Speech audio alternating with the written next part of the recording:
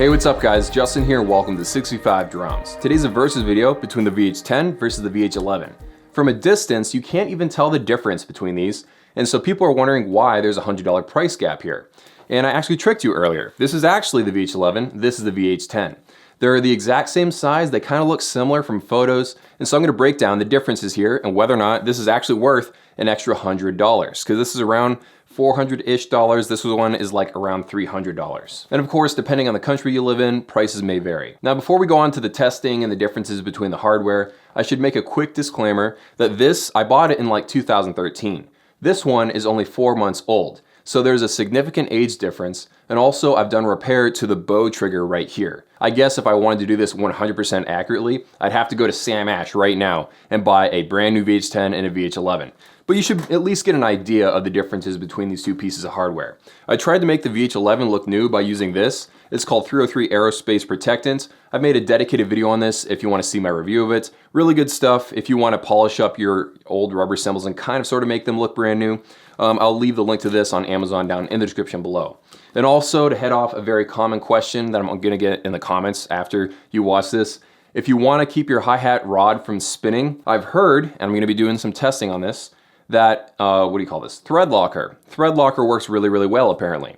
So I'm going to be doing a dedicated video, hopefully in the future, about whether or not that actually works or not. But I did buy it, and I'm going to be doing some testing here. Okay, so on to the comparisons. When you're looking at the top of both of these cymbals, they look nearly identical. The couple of differences that I can point out is that the Roland logo is there on the VH10 and it's not there on the VH11. I mean, there's the word Roland, but there isn't the little icon there.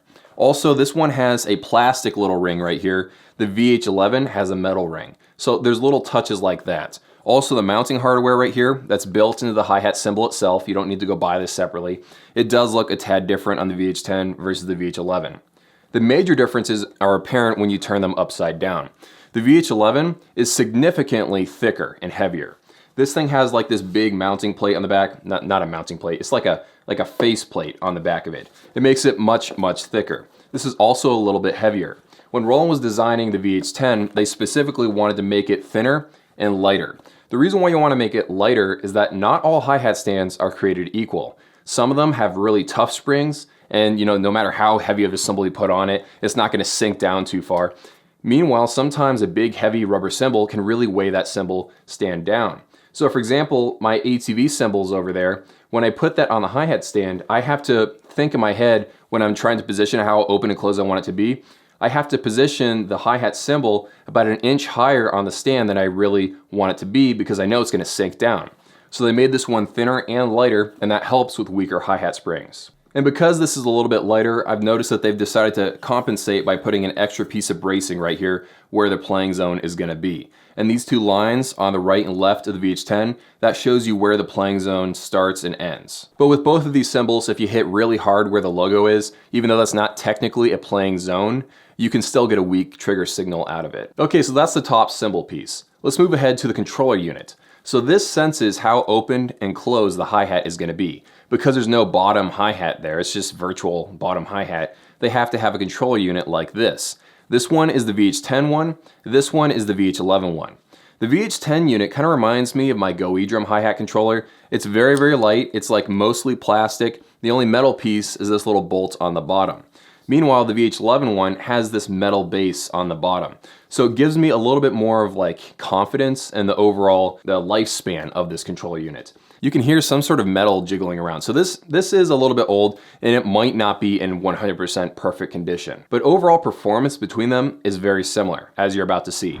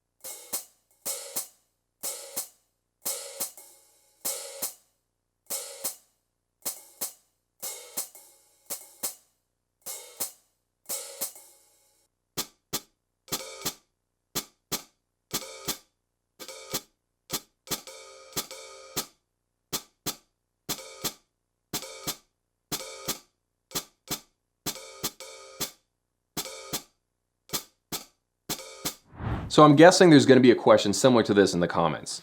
Can you use the VH10 hi-hat on a drum module that's not officially supporting the VH10, such as the Roland TD30 drum module? There's a VH11 preset, there's a VH12, a VH13 preset, but you can't find a VH10 preset in here as of right now. Maybe there's going to be a future firmware patch, but I don't see one anywhere here as of the making of this video. The answer is yes, you can make it work. In fact, the opening section of the video, that little song that I played to, I was plugging in an ATV hi-hat, a VH11, and a VH10 all into this right here. It does technically work, but it's not quite as smooth as the preset made for the VH11. So yeah, you would probably end up using the VH11 presets, but I didn't get as good of a performance out of that preset. And of course, there's probably going to be a reverse question. Can you use the VH11 with a TD17 or a TD25 or whatever? Yes, you definitely can. Any new Roland drum module that's currently on the market will have presets now for the VH10, the VH11, and possibly the VH12, VH13, just depending on the tier that you're choosing. The great thing about newer Roland drum modules is that they have trigger settings for like every pad they've ever made in the history of their entire company. So the older drum module that you go with will be missing trigger presets for some newer pads, but the new drum modules will have trigger presets for the new and the old pads. So that's really, really nice. Okay, so the big question, which is better, the VH10 or the VH11? I kind of like the build quality, like the little extra metal bits on the VH11, but I feel like when you weigh in the cost and the lightness of the VH10 and the fact that the triggering was either on par or better than the VH11, I think the VH10 just wins hands down. It is the better hi-hat at a lower price, in my opinion. So take that for what you may. Go do your own tests. Have an amazing day. Thank you so much for watching, and leave some comments down below. I'll see you in a few.